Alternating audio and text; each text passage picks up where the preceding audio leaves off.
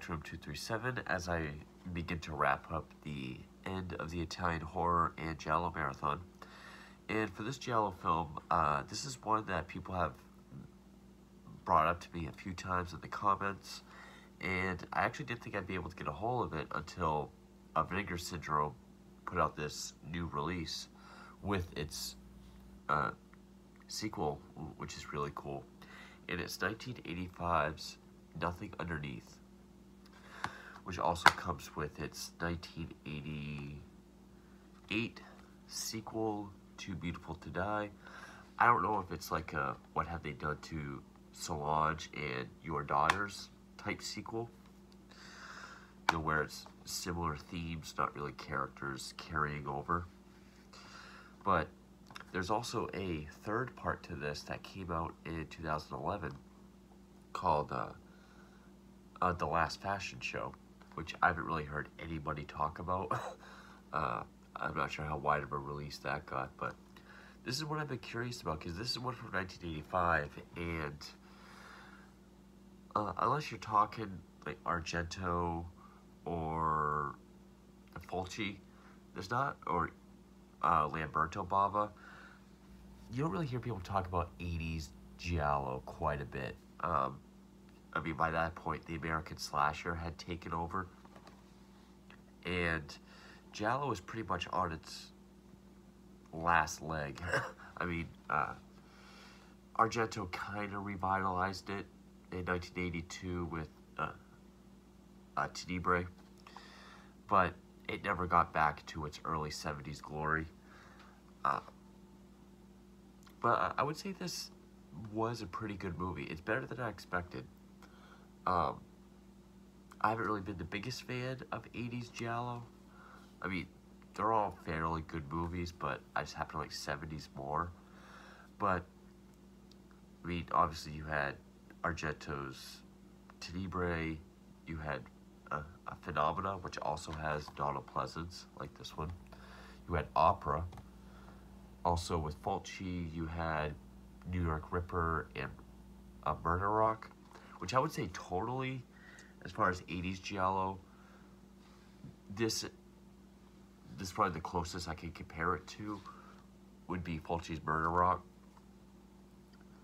Only instead of dancers, it's models. But this had very strong De Palma vibes. It felt, I mean, it still felt like a Giallo, but there was a lot of things that really made it feel like a De Palma film, which I appreciate. I love Brian De Palma. He's probably in my top 5 favorite directors, especially when it comes to thriller, suspense, or also gangster films. Guy's great at that too. But this was directed by, of course this thing doesn't want to work, like always, Carlo Vanzina, who also directed, he passed away in 2018, but I know he directed The Last Fashion Show in 2011, but I don't think he directed Too Beautiful to Die. No, he didn't. So someone else did that, and then he came back to it. And written by him and Enrico Vanzina, must be his brother or cousin, and it stars Tom Shanley and Renee Simonson, along with Donna Pleasance, Cyrus Elias, Anna Galliena, who, she looked kind of familiar. She was in Sweets from a Stranger, which is another 80s Giallo.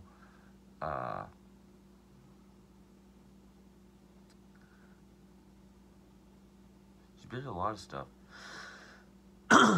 But, and I was looking at Tom Shanley, or Scanley, and he appeared in Dexter in season 1. He was Paul's friend that takes Rita's car as payment for some money that Paul owed him. But he's our lead. So yeah, the score, especially by Pino Donaggio, who's done many, many, many scores. This had more of like an orchestral suspense thriller score, like a De Palma film, which he did score Dressed to Kill, which this kind of reminded me of. And many people call Dressed to Kill a Giallo. Is Giallo inspired? Actually, it's more inspired by Hitchcock, but Dressed to Kill is a slasher. There's a few reviews here on YouTube. I'm not going to say any names, but I tried to comment, this is not a Giallo. It just came from Giallo, but it's a slasher. But if I had to compare it to like an American film, both score, filmmaking, and just overall tone, I'd probably say Dressed to Kill as well. But, I mean, on top of my head, he also scored Carrie. I really liked the score for this. It might have had some Giallo type, you know, kind of like the upbeat, whimsical music. Maybe for the very last piece, during the ending, is something you might have seen in an earlier Giallo. But it really feels more like a dramatic, you know, orchestral Brian De Palma score, which I thought was very good. The acting isn't really that bad either, but of course, Donald Pleasance, who I'll put in the same class as Christopher Lee and Peter Cushing, which no matter how small their role or how bad of a movie, you can always count on them to give 110% with conviction and class. I mean, that's not really the case with this. I mean, he's still great, but you know, you look at American Rickshaw, that's a bad movie, but Donald Pleasance, even when he's doing the pig noise stuff, but it has some really dry humor that comes from Donald Pleasance, and I mean, his comedic timing is pretty good at this. He plays the commissioner. Some good camera work. I don't remember anything too flashy or stylish, except for maybe the very end. I was gonna say it's not a sleazy movie, but I mean, there's a couple graphic sexual scenes. I mean, like, there's one real quick up close shot of a certain female part. You do see one woman kind of going at it by herself, but other than that, I mean, the only real nudity is because they're models. It's not like a Playboy, it's more like a Cosmo or Vogue type magazine. The kills, though, I mean, we don't really get a bloody kill until almost an hour in.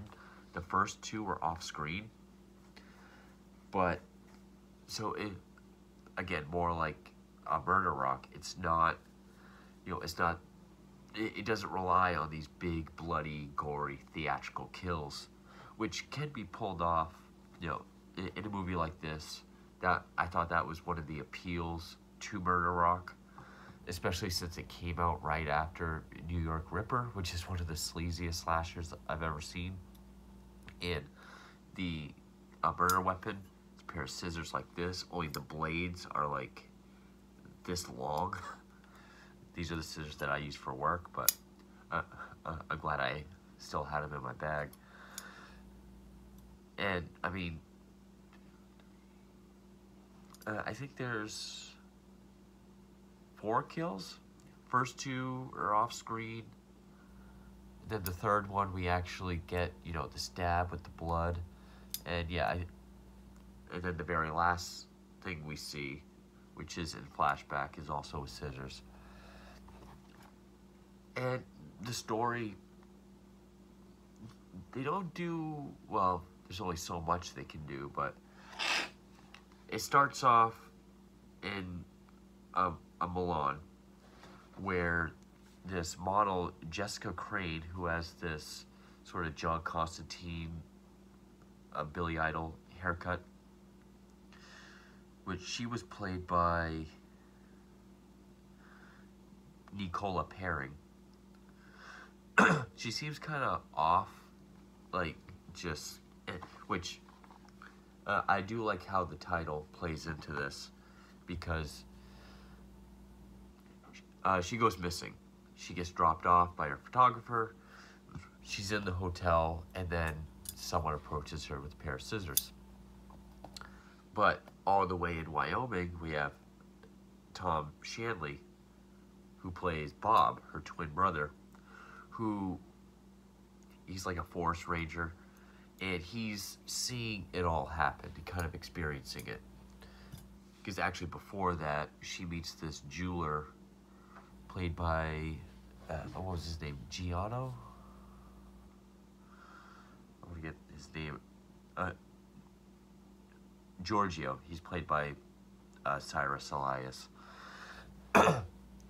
Like, she's at this one club, and he comes up to her, makes his move on her. She tries to push him off, and he, like, puts her arm behind her back. So Bob, in Wyoming, you know, his arm kind of, he's kind of experiencing what she's going through. But he doesn't really see anything up until, but I think he sees the POV of the killer, because, you know, he sees the POV of, like, the scissors kind of walking towards her room. So he's able to call the hotel, which first he has one of his guys, he radios one of his guys at the station. And while he's calling information, there's this woman doing her nails. There's this up-close shot of her trying to find the area code. And she takes her pencil and knocks over the nail polish, which is this red that covers Italy, to make it look like blood and to cover it up. All kind of in slow motion, which with this very, you know, slow but big, like violin dramatic sound that you would see in a De Palma film. It's like, okay, that's kind of the tone that we're gonna get throughout this. He has the hotel porter, who's this big, heavier set guy. He has her check out the room. He doesn't see anything, so he flies out there. Flies out there the next day. He starts staying in her room. And he goes to see the commissioner, Donald Pleasance, to say, I saw what happened, but I didn't see the killer's face. And this is where the humor comes in. Because, you know, he's like, I saw a murder. Donald Pleasance is like, so you were there? He's like, no, I was in Wyoming. And he's like, if I'm not mistaken, Wyoming is quite the distance from Milan. And he's like, yes. I saw a murder, but I didn't see the killer's face. And he's like, well, I'm not surprised being all the way in Wyoming. Donald Pleasance is awesome, as always. But he agrees to look into it for him. There's even a part where he shows Donald Pleasance like a magazine with her on it, and he must have been in the military because his watch is like that. So like, he's showing the magazine, and he's like, oh, your watch is behind. You're still on Wyoming time.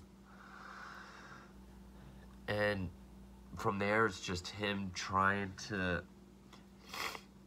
He doesn't go on full sleuth mode, but there are other things to help pull the plot along. Like, it has your typical red herrings. Like, it really wants you to focus on this Giorgio guy who's a jeweler that, you know, has a thing for models. It does hint towards that he was involved with something prior to Jessica's disappearance, which is what they're calling it throughout most of the film. And then they show that the hotel porter is kind of a perv. You know, he steals underwear from the laundry basket. It shows him cutting out porno clips with the same kind of scissors. So it tried to get you to think all over the place. Also, these pouches, these little sacks of diamonds keep popping up. to make you think, oh, maybe it was this other model. But it's pretty consistently interesting. Like I said, he doesn't go in full-on sleuth mode like your typical Giallo. It's not really a procedural. But, in fact, looking into this other missing person case Donald Pleasance does ties into Jessica's case, and that's kind of what pulls everything together. The ending, I wouldn't say I predicted it, but because I know everyone does that, but I was kind of wondering, what if it is this person? And it was. I thought, well, if it is that person, their motive must be this. I was wrong about that. But, yeah, I think this is a fairly solid Giallo, especially for the 80s. It is able to stand out above, or stand out from the American slasher, which was pretty dominant and really took over Giallo. But even by 85, the slasher genre was kind of starting to dip. There are many people that consider this to be among the last great Gialli that there is, or even the beginning of the end of the genre. I would say like this, opera, trauma, body puzzle. I'd probably say those are among the group for like the last really good Giallo, like very worth checking out. But if you really like De Palma thrillers, like Dress to Kill, then definitely check this out, because it does have a similar tone, sort of a similar look, especially the way some of the scenes are shot. I mean, will we see who the killer is? The killer's even walking towards the screen with, with the scissors out, with, this dramatic orchestral music playing, very De Palma-y. So I love that. I'm not sure how good the sequel is. I was kind of worried because I've heard a lot of people talk about this, and when Vinegar Syndrome put this out, I see people on Giallo groups on Facebook posting about it, being excited. So there was a little bit of hype, and I didn't know if it was going to be one of those so bad it's good in a culty type way, but it actually ended up proving to be a very solid film. I didn't get into the plot too much, but you find out there is more with this group of models and the jeweler, and the motive with the killer is kind of out of nowhere, but it kind of makes sense in its own way. I love how it ended. I mean, most, I don't want to say all or most, but it's kind of typical for an Italian film. Like, once the point has been made, it just cuts right to end credits, no epilogue or conclusion. I think this does that in the best way, where it's sudden but feels final. But yeah, for an 80s Giallo, especially with its De Palma type score, story, the way it's filmed, the way it doesn't have split screens like a De Palma film, but despite a couple of the sleazier sex scenes, which even then they're very minimal, they're not as sleazy as, say, something in Slaughter Hotel, and it almost seems kind of conservative in that regard, and it feels very 80s in like an American Psycho yuppie kind of way. But yeah, if you're into both Giallo and Brian De Palma type thrillers, definitely check it out, because it's definitely worth it. But with that, I'm going to get into spoilers, so.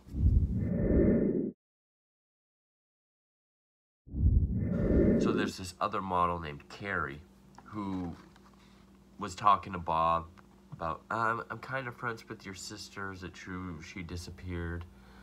And she says, well, I'm staying in the same hotel. We should talk at some point. But then she gets picked up by Giorgio, the jeweler. And it shows them at his house. They're in bed together, and she says, every time I come here, I still see what happened. That's the seed of, okay, what's this precursor thing that's going to tie into everything? She blows his coke everywhere. He has to leave. But, so then she leaves, but she makes sure she has her little sack of diamonds. She's followed. I'm pretty sure she's followed, but she gets home. She looks at her diamonds, and you know, her death is off screen as well. Like, the killer grabs her because she's having the bathwater run, and just as the killer goes, we see like blood fall in the bathwater. Then he kind of dips the scissors in to get the blood out.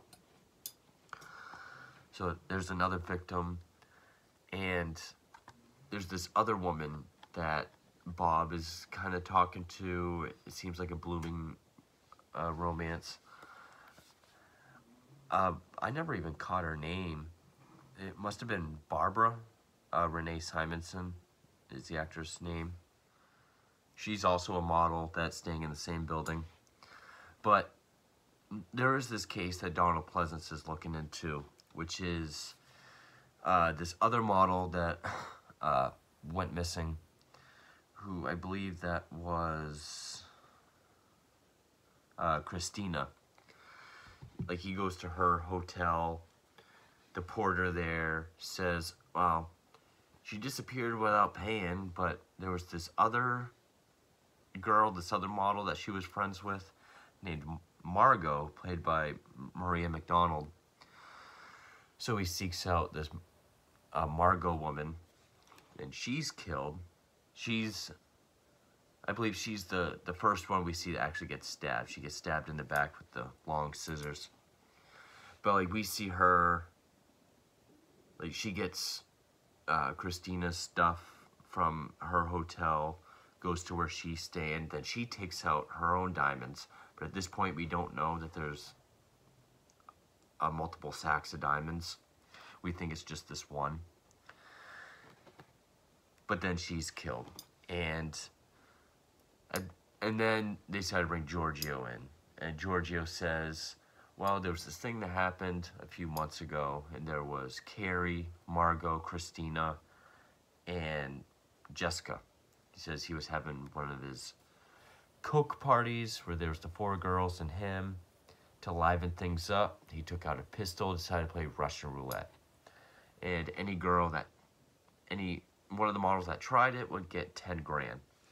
So first it was Margot, then it was Carrie, then Jessica went to go do it, and Christina took it from her. Of course, the gun went off. They disposed of the body, and he gave them each their own sack of diamonds for silence. So they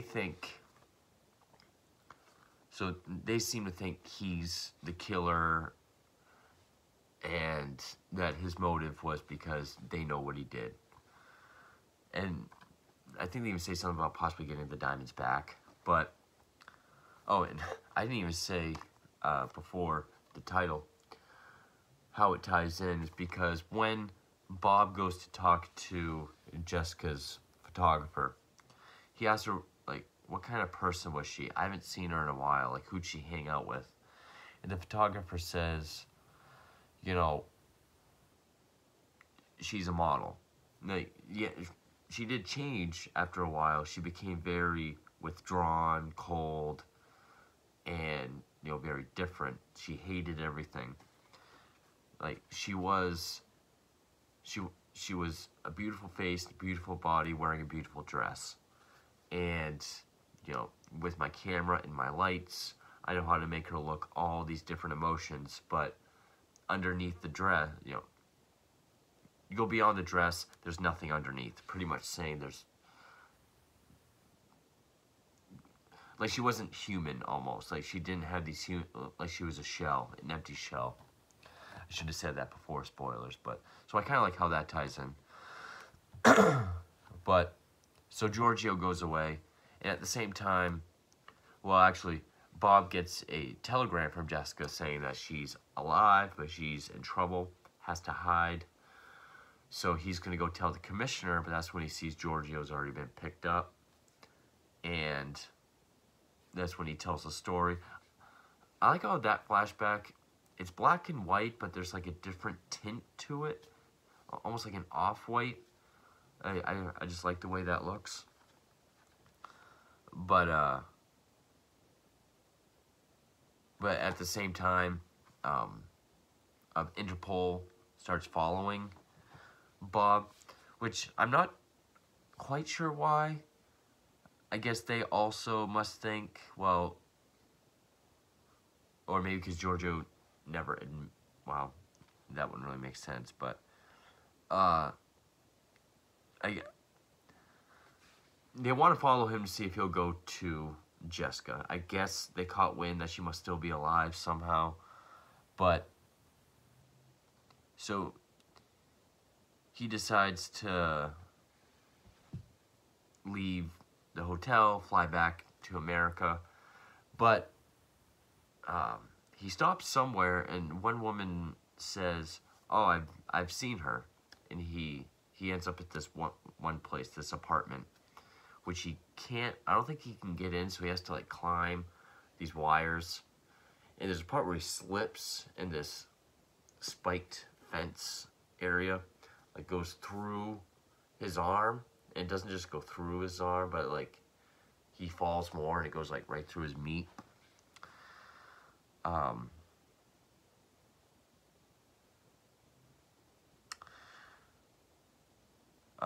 just seeing what else. Like, oh, I guess Manzina also did a Giallo called Mystere. And he made a movie called Squillo.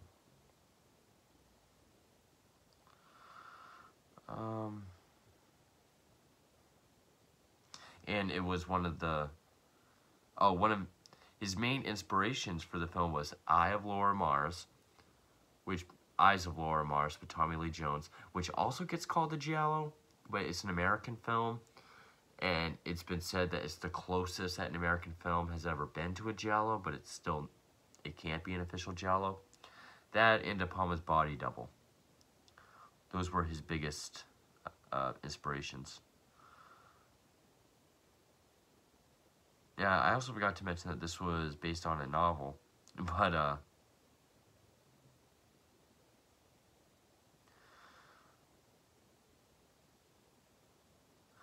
but so that's where he gets into this apartment, and he finds the body of Jessica. She's she's sitting in this chair and her hands are nailed down. He's able to call Donald Pleasance and give him a landmark, which is this rotating sculpture outside this building nearby.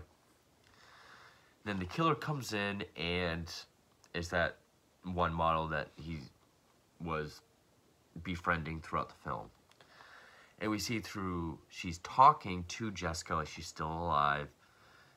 And at first, the way she's talking, because she did kill and take her and kill the other girls, because she has a newspaper. She says, well, Giorgio is now in jail, and you know, they think he's the one that killed all the girls from the party that night, which you already know what happened, don't you? I thought they were gonna say that she's like the sister of Christina or something, but and in the back of my mind I was like, what if it randomly is her? I thought maybe it's jealousy of these girls, or she wants to be top model. And then I thought, once it was revealed it was her, I thought, okay, maybe she's like Christina's sister or something. No, when Jessica got to Milan, they started a love affair. And then the night after that party, when she became totally withdrawn and changed, you know, they drifted apart, and she was already obsessively in love. So she decided to just kill the other girls. And Bob is listening to the whole one-way conversation because Jessica's dead. And when we get the flashback of her killing Jessica, that's the very De Palma shot where she's like walking towards the camera. Almost kind of like when Daryl Hannah is the nurse in Kill Bill, just walking towards the camera with that da, da, da, da, da. But of course this is more just like very dramatic violin score. Anyway, he comes out, or she finds him. They get in a fight with the drill because she's putting pictures up. And right at the last moment, Donald Pleasence comes in, and it's kind of a Thelma and Louise ending, but I love how it's shot. Because one, it's not really remastered, so it's still got like this gritty VHS quality, which I'm always a sucker for. And in slow motion, with this very beautiful sounding music, this almost blissful violin music. Almost kind of like Carrie when she's crowned prom queen, but before the pig blood. This very happy sounding music. Grabs the chair Jessica's in, because it's a wheelie chair, like an office chair, and runs towards this tall window and just goes through it. Pushes Jessica out and runs, commits suicide by ramming her through the window and then falling out. It is just this up close of her screaming in slow motion, and she drops out of frame, and when we see the glass and the debris from the window come out of frame, just like it fades to black with it, then end credits. So yeah, I guess that was her motive. Just she fell madly in love with Jessica, and then after that party, she became totally withdrawn, hated everything, wasn't herself. They drifted apart. She was already obsessed, and she decided to kill all the other girls. There was something about the diamonds, because I think at one point, I don't know if it's Donald Pleasence or someone suggests, since Jessica's body was never recovered, maybe she's killing them to keep all the diamonds for herself. But I don't know. So yeah, that one girl was the killer. And again, Italian movies have a tendency to just end right when the story's over. That's where it ends. No conclusion or epilogue scene. But I love how this one's done. Just that slow-mo, that music, she wasn't going to get arrested. And I didn't really see it as like a coward's way out, because it helped play in just with how psychotically obsessed she was. Because I guess in her mind, Jessica's still alive. So it's like she had to commit suicide together. But, so yeah, it's definitely a solid 80s Giallo. If I had to compare it to other 80s Gialli, the closest would probably be a Murder Rock.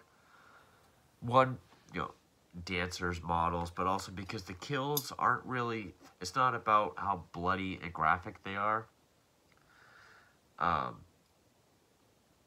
It is more about like the story and the mystery.